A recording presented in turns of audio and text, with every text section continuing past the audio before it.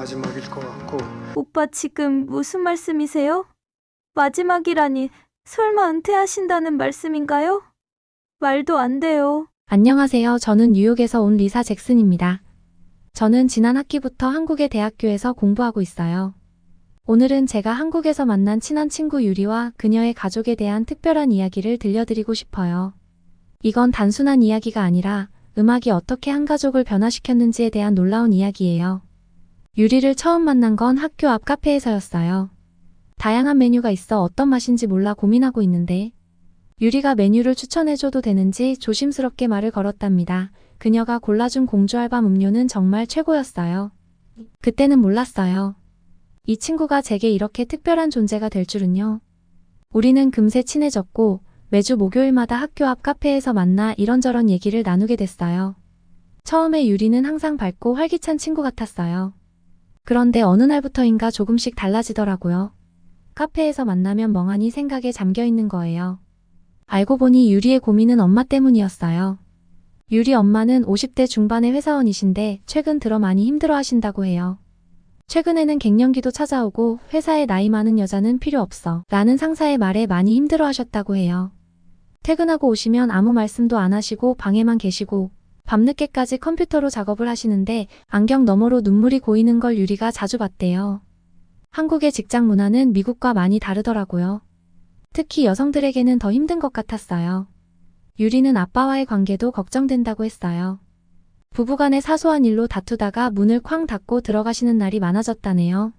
그런 엄마를 보면서 유리도 많이 힘들어했죠. 그래서 저는 유리에게 제안했어요. 엄마가 쉴 수 있게 주말에 집을 청소해드리는 건 어떠냐고요.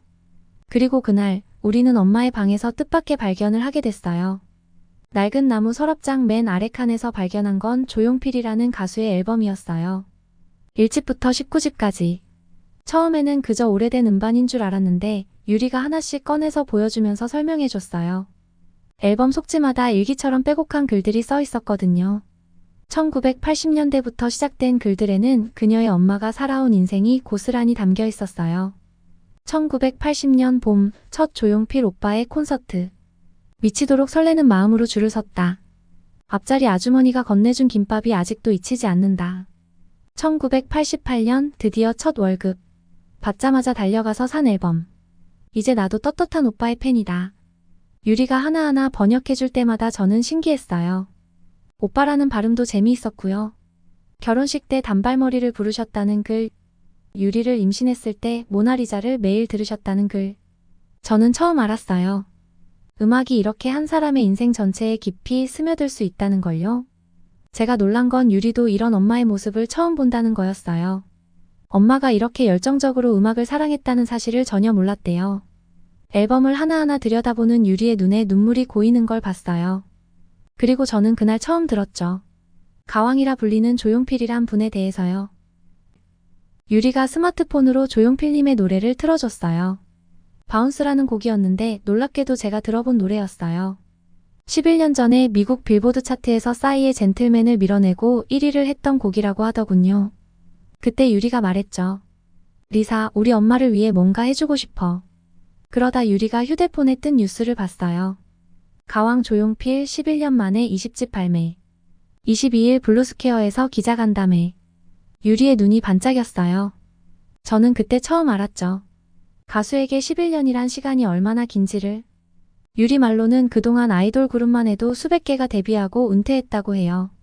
우리는 바로 계획을 세웠어요. 기자간담회장 근처 카페들을 찾아보고 대형 스크린이 있는 곳을 예약했죠. 유리는 어떻게 엄마께 말씀드릴지 고민했어요. 너무 일찍 말하면 김이 빠질 것 같고 당일까지 기다리자니 안달이 난다고 하더라고요. 저는 제안했어요. 아침 뉴스를 보시게 하는 건 어때? 그리고 그날이 왔어요. 아침 뉴스를 보시던 엄마의 표정이 순식간에 바뀌었대요. 처음에는 뉴스를 무심히 보시다가 조용필이란 이름이 나오자 눈이 커지셨고 이게 진짜야? 하시면서 만세를 부르셨대요. 마치 타임머신을 탄 것처럼 20대로 돌아간 것 같은 표정이셨다고 해요. 유리의 엄마는 그날 출근도 잊으실 뻔했다네요. 그날 뭘 입고 가지? 카페에서 잘 보일까? 첫 데이트를 앞둔 소녀처럼 들뜨셨대요. 그 모습을 보면서 유리도 울컥했다고 하더라고요. 그동안 본 적 없는 엄마의 모습이었대요. 기자간담회 당일 저도 유튜브로 실시간 중계를 봤어요. 카페에 앉아있는 유리와 엄마의 모습도 영상통화로 볼 수 있었죠. 조용필 님이 등장하시자 카페 안이 조용해졌고 유리 엄마의 눈에는 눈물이 고였대요. 이렇게 뵙게 되니 쑥스럽기도 하고 영광스럽기도 하다는 첫 말씀에 유리 엄마는 손수건으로 눈물을 닦으셨어요. 저는 처음 보는 광경이었고 이해가 안 됐어요. 어떻게 한 가수가 이렇게 많은 사람들의 마음을 움직일 수 있는지 신기했어요. 하지만 기자간담회를 보면서 조금씩 알게 됐죠. 그분의 음악은 단순한 노래가 아니었어요. 한국인들의 삶과 추억이 고스란히 담긴 시간이었던 거예요. 특히 인상적이었던 건 그래도 되라는 신곡 이야기였어요. 경기에서 진 선수를 보며 영감을 얻으셨다는 설명을 들으면서 유리는 엄마의 손을 꼭 잡았대요. 사업에 실패했던 아빠, 경력 단절이 되어 여기저기 이력서를 100장 넘게 냈던 엄마, 여기저기 이사 다녔던 기억들. 그동안 가족들이 겪었던 수많은 좌절의 순간들이 떠올랐다고 해요. 수백 곡을 만들었다가 버렸다는 이야기가 나올 때는 유리 엄마가 고개를 끄덕이셨대요. 74세의 나이에도 반키를 더 올려서 부를 걸 후회된다며 아쉬워하시는 모습에서 타협하지 않는 예술가의 모습을 봤다고 해요. 뮤직비디오 이야기가 나왔을 때는 카페가 술렁였대요. 박근영, 전미도, 이솜, 변요한. 제가 잘 모르는 배우들의 이름이 나올 때마다 사람들이 감탄했죠. 그분들이 실력자니까 믿고 다 맡겨버렸다는 조용필님의 말씀에 모두가 웃었다고 해요. 새 앨범의 수록곡들을 소개하시며 찰나, 타이밍, 세렝게티처럼 왜 필링 오브 유라 총 7곡의 이야기를 들려주시는데 특히 왜라는 곡에 대한 애정이 남달라 보이셨대요. 녹음할 때 이 곡만큼 연습을 많이 한 곡이 없다는 말씀에 유리 엄마는 고개를 숙이고 계셨다고 해요. 창법 이야기가 나올 때는 정말 인상적이었어요. 돌아와요 부산항해 이후 한 500년에 매료되어 민요와 판소리까지 연구하셨다는 일화. 유리가 설명해주면서 우리 엄마 세대의 청춘이야 라고 했어요. 80년대 후반 조용필님의 음악이 어떻게 이렇게 다양해지시나 궁금해하던 때였다고 해요. 56년 음악 인생을 관통하는 키워드는 도전이라는 말씀에 카페에 있던 모든 사람들이 숙연해졌대요. 1969년부터 지금까지 그 긴 시간 동안 한 번도 자리에 안주하지 않으셨다는 게 느껴졌다고 해요. 유리는 그 모습을 보며 엄마의 눈물을 닦아드렸대요. 기자들의 질문이 이어졌어요. 젊은 기자가 요즘 팬들과 소통은 어떻게 하시나요? 라고 물었을 때 조용필님은 잠시 생각에 잠기셨다가 음악으로 소통하고 싶다고 답하셨대요. 유리가 보내준 영상 속에서 작은 훌쩍임이 들렸어요. 특히 인상적이었던 건 그래도 돼 작업 과정을 설명하시는 부분이었어요. 작사가를 만나 이런 메시지를 전하는 가사가 필요하다고 하셨다는데 이 시대를 살아가는 모든 이들을 위로하고 싶으신 깊은 마음이 느껴졌대요. 유리는 그 순간 엄마가 조용히 고개를 끄덕이셨다고 했어요. 조용필님은 새 앨범에 대한 설렘과 걱정을 동시에 보이셨대요. 거칠애가 아니라 항상 그런다. 자신과의 싸움이다 라는 말씀이 특히 기억에 남아요. 유리가 귓속말로 엄마 CD는 11월 1일에 나온대요 라고 알려드렸더니 카페 직원이 그 말을 듣고 요즘 누가 CD를 듣나요? 라고 웃었대요. 하지만 유리 엄마는 이미 마음속으로 예약을 하고 계셨다네요. 1집부터 19집까지 모두 모아오신 분이 어쩌면 마지막일지 모를 20집을 놓칠 리 없지요. 예전 노래를 들으면 우리 마음을 북돋아주는 그런 게 있었고 나도 위로를 받았다는 조용필님의 말씀에 엄마는 인생의 순간들을 떠올렸다고 해요. 첫 연애 때의 축복, 취업 실패했을 때의 꿈, 결혼식 때의 단발머리, 유리를 키우며 들었던 모나리자.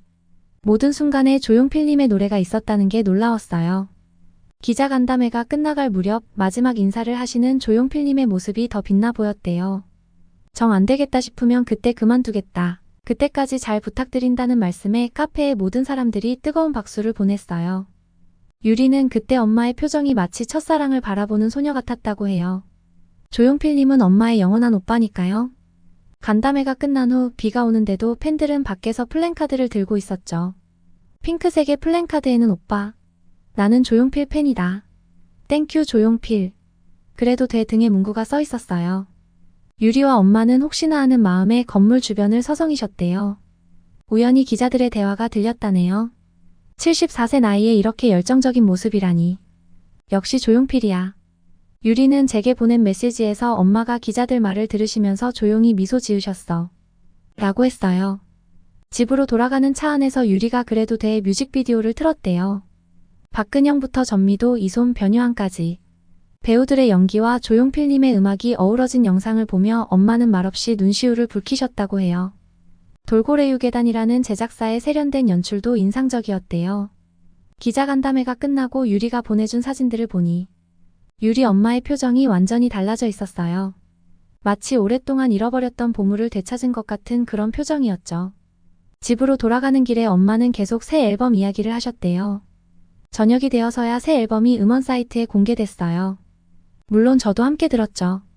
첫 번째 곡 찰나부터 마지막 라까지 7곡을 한 번에 듣는데 특히 왜라는 곡에서 유리 엄마가 눈물을 흘리셨대요.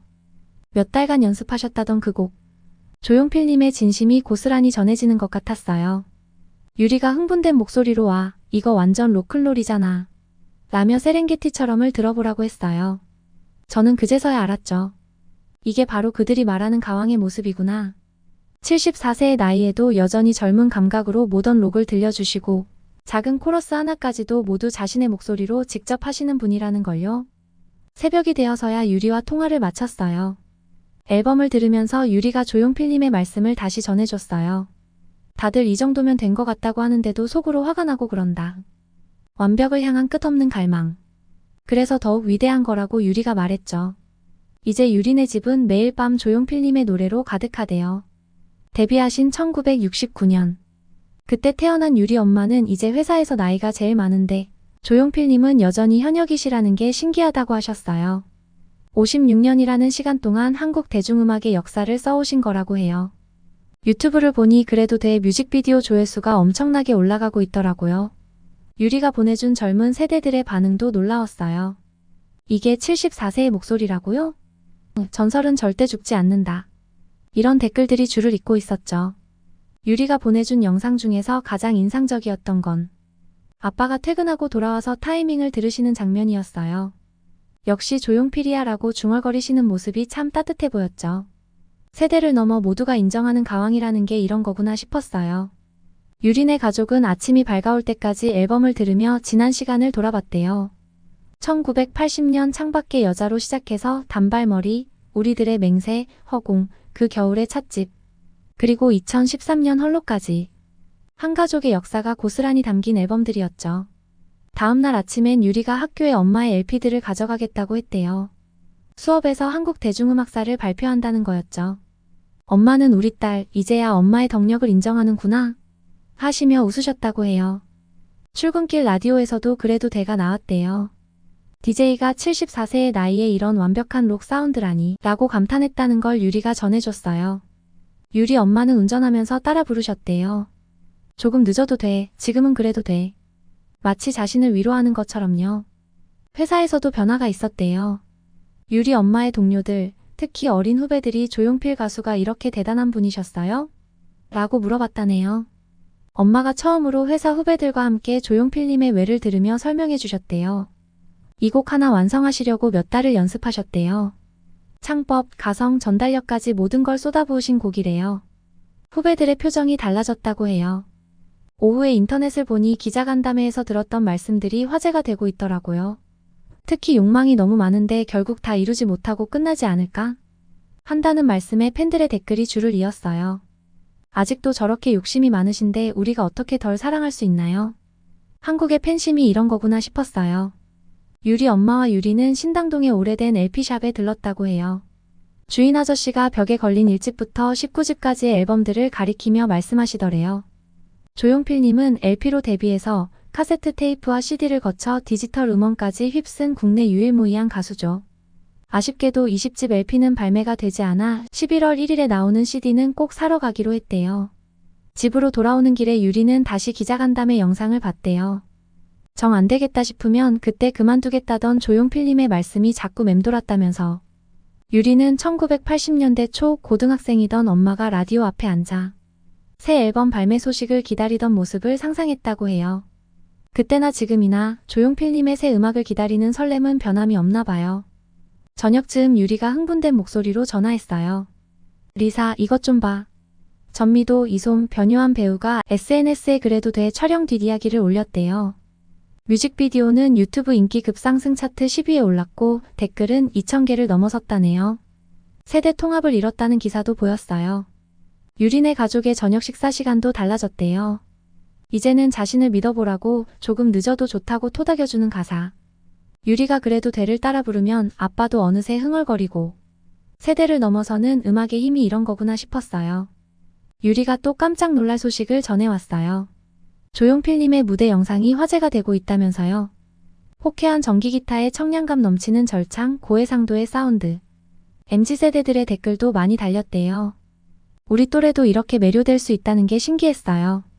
밤늦게 유리와 통화하면서 조용필님의 말씀에 대해 이야기를 나눴어요. 수백 곡을 만들었다 버렸다는 그 수백 곡의 노래들은 어떤 모습이었을까? 74세의 나이에도 자신과의 끝없는 싸움을 이어가시는 모습에 유리도 저도 숙연해졌어요. 실시간 검색어 1위가 계속 조용필 20집이라고. 포털 사이트에는 74세 나이가 믿기지 않는 현란한 고음, 세대를 뛰어넘는 음악성 같은 헤드라인이 가득했대요. 기사마다 젊은 세대들의 놀라움을 담은 댓글이 달렸다고 해요. 잠들기 전 유리와 마지막 통화를 했어요. 음반은 그렇게 쉽게 되는 게 아니라라는 조용필님 말씀을 다시 떠올리면서요. 11년이라는 긴 시간 동안 얼마나 많은 고민과 노력이 있으셨을까? 다음날 들어보면 에라이 싶은 게 있다는 말씀에서 완벽을 향한 집념이 느껴졌다고 유리가 말하더라고요. 조용필님의 기자 간담회를 보면서 처음으로 한국의 팬심이라는 걸 이해하게 된 것 같아요. CD 예약을 기다리는 유리 엄마의 마음, 어쩌면 이번이 마지막 정규 앨범이 될 수도 있다는 생각에 가슴 먹먹해하는 팬들의 마음. 하지만 이내 미소 짓게 되죠. 미쳐서 21집까지 낼 수도 있다고 하셨으니까요. 한국의 대중음악 역사를 56년 동안 써오신 가왕. 이제는 저도 그 의미를 조금은 알 것 같아요. 한 사람의 음악이 어떻게 세대와 시간을 뛰어넘어 이토록 많은 사람들의 마음을 움직일 수 있는지. 유리와 유리 엄마를 통해 그 특별한 이야기를 함께 나눌 수 있어서 정말 행복했어요. 특히 감동적이었던 건 유리 아빠가 갑자기 꺼내신 1988년 잠실체육관 콘서트 때의 팸플릿이었어요. 인터넷에서 어렵게 구하셨다면서 유리 엄마께 건네주셨대요. 유리 엄마는 당신도 참 하시면서 시큰둥한 척 하셨지만 그 시절이 떠올라 눈물을 참기 힘드셨다고 해요. 11월 콘서트를 앞두고 유리네 집은 또 한 번 들썩이고 있어요. 콘서트 준비는 마치 큰 행사를 앞둔 것처럼 진행됐어요.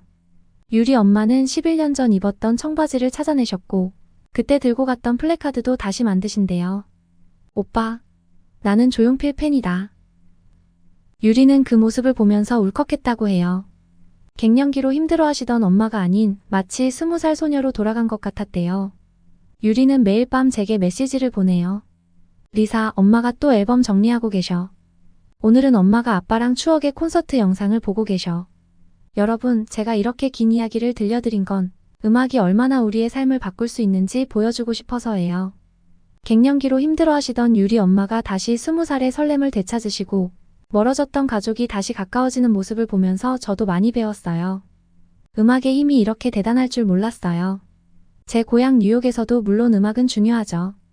하지만 이렇게 한 사람의 인생 전체를 바꾸는 건 처음 봤어요. 56년이라는 시간. 그동안 조용필이란 분은 수많은 사람들의 인생에 이렇게 깊이 스며들어 있었던 거예요. 사실 저는 궁금했어요. 어떻게 한 사람의 음악이 이렇게 큰 영향을 미칠 수 있는지. 그래서 유리한테 물어봤더니 그녀가 이렇게 설명해 줬어요. 리사, 조용필님은 단순한 가수가 아니야. 우리 부모님 세대의 청춘과 추억 그리고 희망. 그 모든 것을 함께해온 인생의 동반자 같은 존재야. 음악은 단순한 소리의 조합이 아니라 우리의 삶과 추억 그리고 희망을 담는 그릇인 거야. 유리 엄마의 서랍 속 앨범들은 단순한 음반이 아닌 그녀의 인생 그 자체였던 거예요. 이제 저도 조용필님의 음악을 자주 들어요. 특히 그래도 되는 제 플레이리스트에서 가장 많이 재생되는 곡이 됐어요. 영어 가사도 아닌데 왜 이렇게 마음에 와닿는지. 아마도 그 진심이 언어의 장벽을 넘어서는 것 같아요. 뉴욕에 있는 제 친구들에게 조용필님의 음악을 들려줬어요. 놀랍게도 그들도 음악의 진정성과 에너지에 감동받더라고요. 이게 정말 74세 아티스트의 음악이야? K-팝만 알았는데 한국에 이런 대단한 음악이 있었다니. 하면서요. 한국의 대중음악을 단순히 K-팝이라고만 생각했는데 말야. 56년이라는 긴 시간 동안 한 번도 멈추지 않고 도전하신 조용필님. 그분의 음악은 국적도 세대도 장르도 초월하는 것 같아요. 이제 저도 이해합니다. 왜 한국 사람들이 그분을 가왕이라 부르는지. 유리가 항상 말하죠. 리사, 우리 엄마의 청춘이 담긴 노래야. 하지만 이제는 달라졌어요. 그건 유리 엄마의 청춘일 뿐만 아니라 현재를 살아가는 모든 이들에게 그래도 되라고, 조금 늦어도 괜찮아라고 말해주는 따뜻한 위로가 되었으니까요. 여러분의 인생에도 이렇게 특별한 음악이 함께하기를 바랍니다. 오늘은 미국 여대생이 전해준 가수 조용필님과 친구에 관한 사연을 소개해드렸습니다. 오늘의 사연 어떠셨나요? 리사에게 추천하고 싶은 조용필님의 음악이 있다면 댓글로 남겨주세요. 도움이 되셨다면 구독과 좋아요, 알림도 꼭 눌러주세요. 끝까지 시청해주셔서 사랑합니다.